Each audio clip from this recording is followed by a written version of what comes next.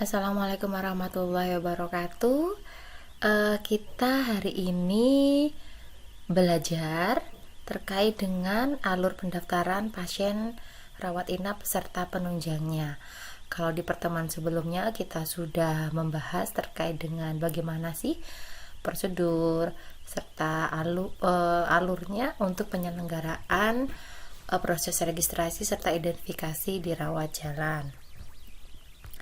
Di pertemuan ini ada 4 hal yang terkait dengan penyelenggaraan pendaftaran di rawat inap serta penunjang, meliputi pendahuluan, kemudian alur serta prosedurnya, tugas pokok, serta alur dan prosedur di penyelenggaraan penunjang.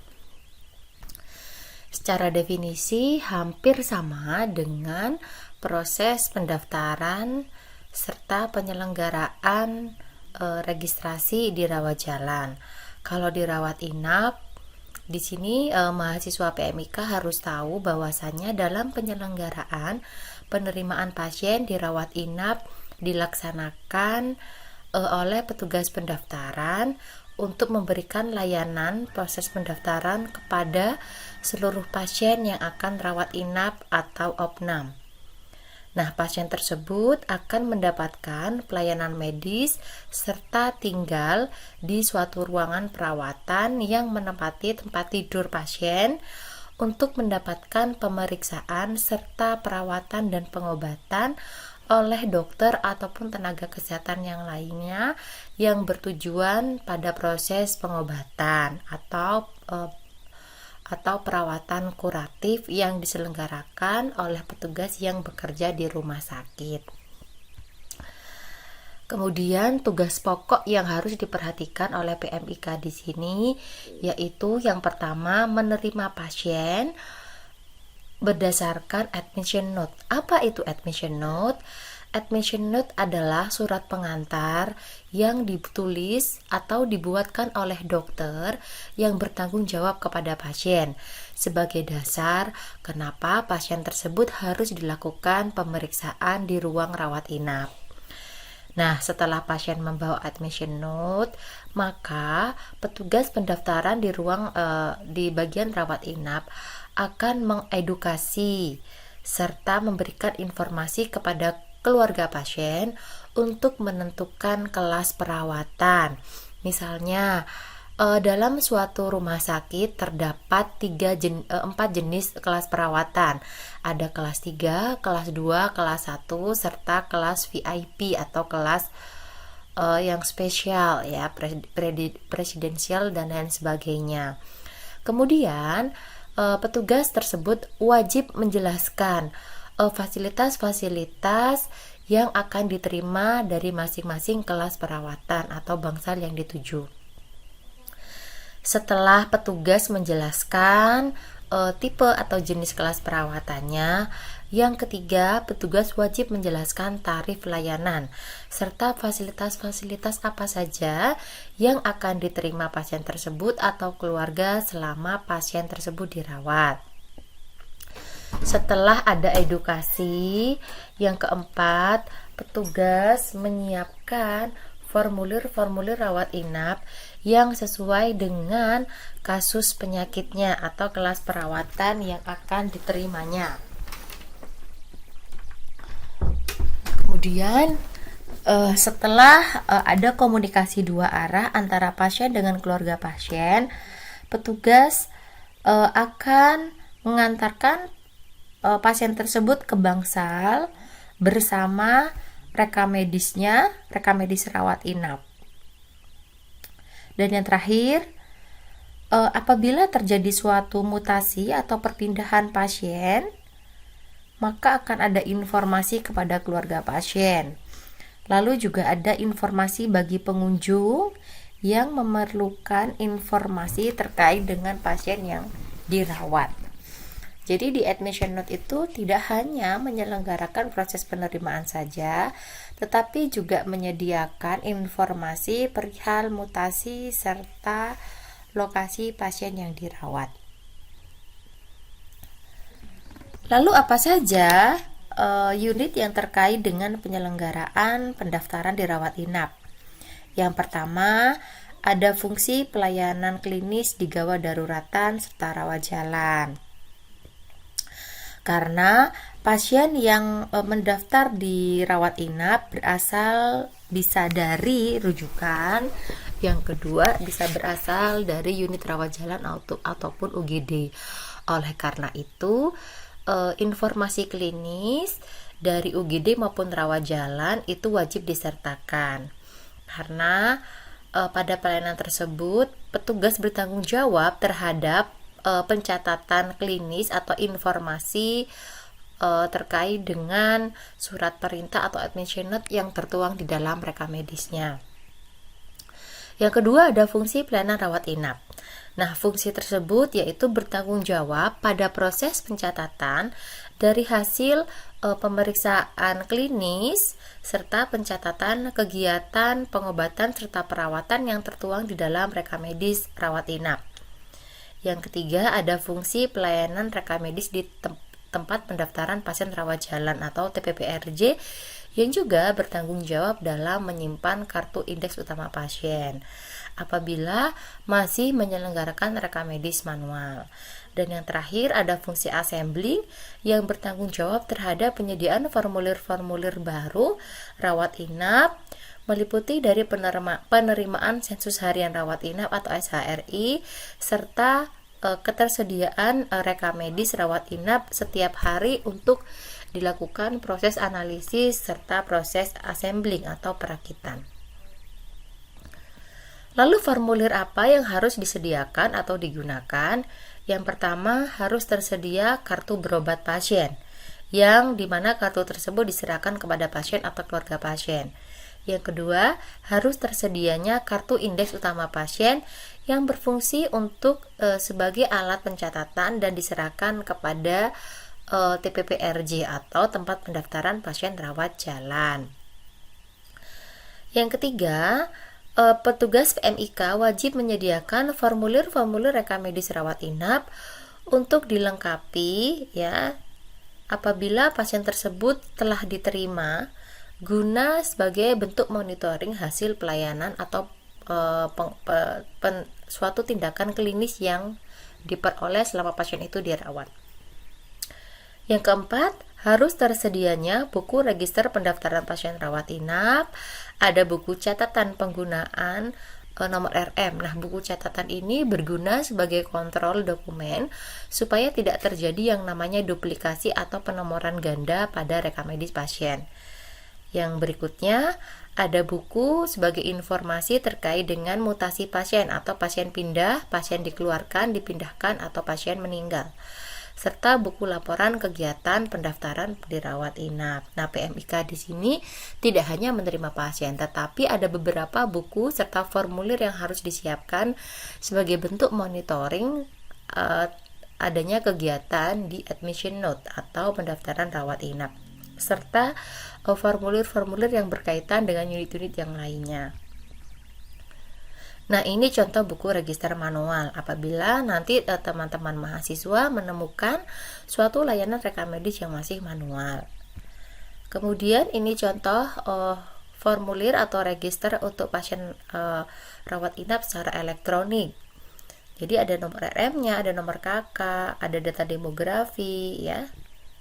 Nah, nanti di sini tampilan elektroniknya. Lalu pada proses penyelenggaraan pasien rawat inap, ada beberapa formulir yang harus disediakan. Yang pertama adalah general consent. Nah, formulir general consent ini merupakan formulir yang diisikan oleh keluarga pasien ataupun pasien yang berkaitan dengan persetujuan bahwasanya pasien tersebut akan melakukan pemeriksaan atau perawatan di bangsal. Kemudian harus ada informasi terkait pada formulir ringkasan masuk keluar, ada formulir perjalanan penyakit atau pemeriksaan tindakan serta terapi, ada formulir pada pemberian obat, di mana dokter di sini akan mengisikan obat-obat atau alkes yang digunakan oleh pasien selama pasien tersebut dirawat. Ada integrasi note atau catatan terintegrasi, kemudian ada formulir grafik observasi, Ada formulir permintaan pemeriksaan penunjang serta pemeriksaan penunjang. Kemudian ada resume pasien keluar, serta ada formulir terkait dengan pemeriksaan spesialistik, dan yang terakhir adalah formulir untuk keseimbangan cairan. Nah, formulir-formulir tersebut harus tersedia di dalam rekam medis pasien rawat inap. Selain itu, juga ada terkait dengan formulir tambahan. Apabila pasien dilakukan pemeriksaan pembedahan, maka akan ada formulir terkait dengan laporan anestesi. Nah, yang mengisikan adalah dokter anestesi serta perawat anestesi apabila memang pasien tersebut dilakukan kegiatan anestesi. Kemudian ada laporan operasi, ada laporan persalinan, serta identifikasi apabila pasien tersebut dilakukan pemeriksaan persalinan. Lalu ada formulir konsultasi antara dokter dengan pasien, ada formulir inform consent, kemudian ada salinan resep, ada formulir penyebab kematian apabila pasien tersebut itu meninggal. Lalu ada surat pulang paksa apabila pasien tersebut pulang paksa sebelum proses pengobatannya itu selesai. Lalu ada formulir asuhan keperawatan meliputi formulir pengkajian data atau diagnosis keperawatan, formulir planning dari keperawatan, tindakan keperawatan, evaluasi serta perencanaan pulang, serta adanya formulir rawat inap khusus lainnya sesuai dengan kasus penyakit yang diderita pasien. Berikut adalah alur bagaimana sih penyelenggaraan alur rekam medis di pelayanan rawat inap. Kita tadi sudah membahas tempat pendaftaran pasien rawat inap, lokasinya ada di sini. Kemudian pasien yang datang ke sini wajib membawa admission note. Kemudian harus disertai dengan rekam medis, baik dari rekam medis rawat jalan atau yang rawat inap. Apabila pasien tersebut merupakan pasien baru, maka harus disertai dengan kartu pasien.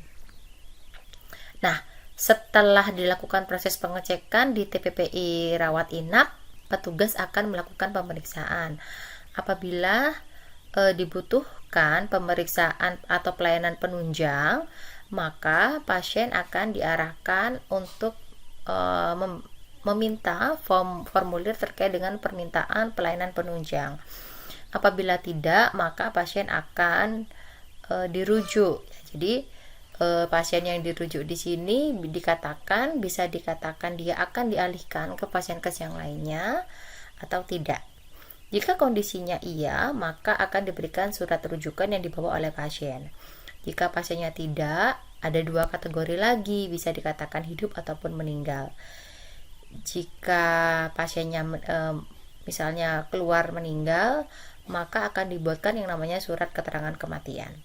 Jika pasien tersebut meninggal, kemudian dia tidak meninggal, maka pasiennya bisa dibuat surat keterangan dia pasca mondok.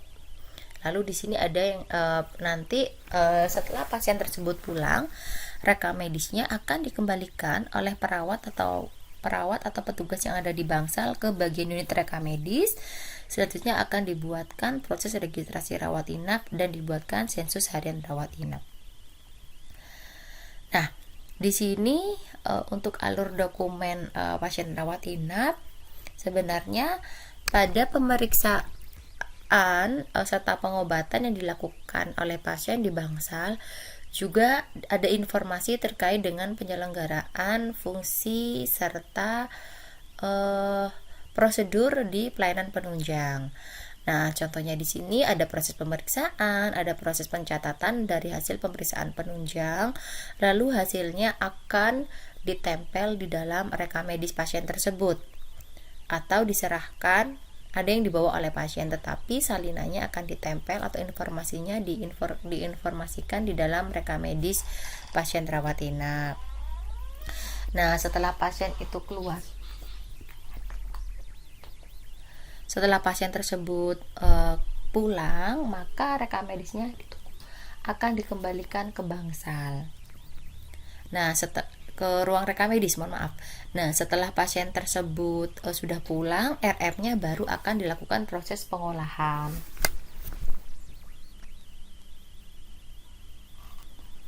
Ada proses pengolahan. Nah, proses pengolahan tersebut disebut dengan istilah assembling serta dilakukan proses analisis untuk dapat mengetahui pengisian pada proses sensus harian rawat inap.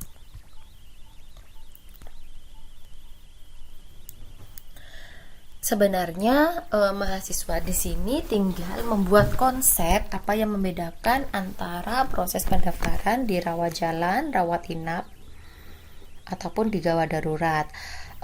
Flashback sedikit, kalau yang penyelenggaraan pendaftaran di rawat jalan, baik pun rawat inap, dua-duanya terklasifikasikan berdasarkan jenis pasien, yaitu jenis pasien baru maupun jenis pasien lama. Nah, teman-teman mahasiswa bisa belajar pada pertemuan sebelumnya. Nah, setelah kategori pasien baru, maka petugas PMIK baik di rawat jalan maupun rawat inap akan membuatkan KIB atau kartu berobat pasien, baru mengisikan formulir pendaftaran pasien baru. Jika pasien tersebut pasien lama, maka kita tinggal akan menanyakan nomor RM pasien tersebut. Kalau yang dirawat jalan nanti akan mencarinya di ruang filing. Sedangkan yang di rawat inap, petugas PMIK wajib menanyakan surat pengantar berupa admission note. Nah, jadi perbedaannya di sana saja. Kemudian kita akan beralih di pelayanan pemeriksaan penunjang. Nah, mungkin teman-teman bertanya, apa sih penunjang itu? Nah, penunjang kalau di Fasiankes ada seperti pelayanan di kefarmasian, pelayanan penunjang medis di laboratorium, atau pemeriksaan penunjang yang lainnya seperti X-ray, CT scan, brain scan, EKG, dan lain sebagainya. Nah, kita akan belajar pelayanan penunjang di farmasi. Kalau teman-teman mahasiswa sudah mempelajari di pertemuan sebelumnya, di sana sudah ada informasi untuk penyelenggaraan rekam medis di rawat jalan, ya. Setelah pasien tersebut dilakukan pemeriksaan oleh dokter di poli atau di rawat jalan, akan ada 2 siklus. Jika pasiennya itu dinyatakan baik-baik saja, maka langsung pulang. Tetapi jika diperlukan pemeriksaan penunjang, maka pasien akan dirujuk untuk pengobatan rawat inap. Untuk yang rawat jalan, setelah misalnya pasiennya itu langsung pulang, maka pasien akan menuju pada pelayanan di farmasi. Jadi ketika pasien tersebut diberikan resep oleh dokter, ya misalnya diberikan resep, maka resep tersebut secara otomatis akan terentrikan di dalam sistem apabila sudah menyelenggarakan rekam medis elektronik. Tetapi jika penyelenggaraannya manual, ya, maka dokter akan menuliskan resep tersebut di dalam formulir untuk permintaan obat atau formulir resep. Nah, di sini petugas farmasi akan memberikan obat sesuai dengan permintaan yang diberikan oleh dokter. Ini contoh tampilan sistem informasi pada farmasi. Jadi ada tanggal peresepan, kemudian ada nomor rekam medis pasien, ya, supaya nanti ketika petugas farmasi memberikan resep itu harus mengecek lagi nomor RM, nama pasien apakah sama dengan formulir permintaan obat. Kemudian di sini tujuannya pengecekan pada nomor RM serta nama pasien adalah supaya tidak terjadi kesalahan pada pemberian obat. Di sini juga ada nama dokter yang meminta obat, ada kode dokternya, kemudian ada kode petugas yang meracik obat, nama petugasnya, kode ruangan atau nama ruangan apabila pasien tersebut rawat inap. Di sini juga ada kode obat, nama obat, serta jumlahnya berapa, resep yang tertulis berapa, harga berapa, kuantitasnya berapa, penggunaannya berapa, serta nanti di akhirnya ada total resep yang akan dibebankan kepada pasien. Biayanya berapa sih untuk mengambil obat tersebut. Nah, di sini petugas farmasi sebenarnya akan dimudahkan apabila sistem informasinya sudah elektronik ya. Jadi tidak akan meminimalisir kesulitan dalam membaca tulisan dokter serta jenis obat yang diberikan. Lalu di sini ada bisnis proses farmasi. Jadi teman-teman RFIK di sini cukup tahu saja yang mendesain ini adalah orang IT. Tetapi untuk sebelum sistem informasi tadi jadi, maka tampilannya seperti ini. Ya, ada pasien sudah dilakukan proses pemeriksaan oleh dokter. Dokter akan mengentrikan jenis obat yang akan dimintakan, lalu akan tampil ke dalam sistem informasi kefarmasian. Selanjutnya di pelayanan kefarmasian itu nanti akan ada proses administrasi farmasi. Nah, ini adalah bisnis proses atau entitas diagramnya yang memang harus tersedia dalam pembuatan sistem informasi untuk kefarmasian. Berikutnya adalah pelayanan penunjang yang lainnya. Misalnya di sini ada USG ya, X-ray, CT scan, ya, MRI dan lain sebagainya. Nah, pelayanan penunjang ini biasanya digunakan oleh dokter dalam penegakan diagnosis. Pasien setelah dilakukan pemeriksaan baik di poli rawat jalan maupun rawat inap, apabila dokter membutuhkan penegakan diagnosis, maka akan diberikan permintaan untuk pemeriksaan penunjang seperti yang ada di gambar ini. Lalu bagaimana bisnis prosesnya? Nah, bisnis prosesnya adalah seperti ini. Jadi akan ada proses pemesanan ya, kemudian ada kategori, ada penerimaan. Proses registrasinya tuh di sini. Ada penerimaan pasien baru, kemudian nanti ada siapa sih yang meminta, apakah dari unit rawat jalan, apakah di rawat inap, serta untuk melakukan tindakan untuk di IGD. Biasanya ini poli rawat jalan, rawat inap, serta IGD. Kemudian dari IGD ini akan ada proses distribusi, yaitu distribusinya di sini meliputi proses pendaftaran. Ada alur pendaftaran untuk administrasi radiologi. Nanti setelah pasien dilakukan pemeriksaan di sini, maka hasilnya akan ditransferkan kembali dari unit-unit yang melakukan permintaan, baik bisa di rawat jalan, rawat inap maupun dari UGD. Nah, dari hasil pemeriksaan ini sebenarnya bisa langsung diakses oleh dokter. Kemudian data-datanya itu bisa disimpan untuk diolah. Lalu contoh pemeriksaan radiologi, contohnya pemeriksaan toraks, CT scan kepala, pemeriksaan ekstremitas atas ataupun bawah, tulang vertebra, serta pemeriksaan mamografi. Sedangkan untuk pemeriksaan khususnya bisa pemeriksaan esofagus dan lain sebagainya dan CT scan.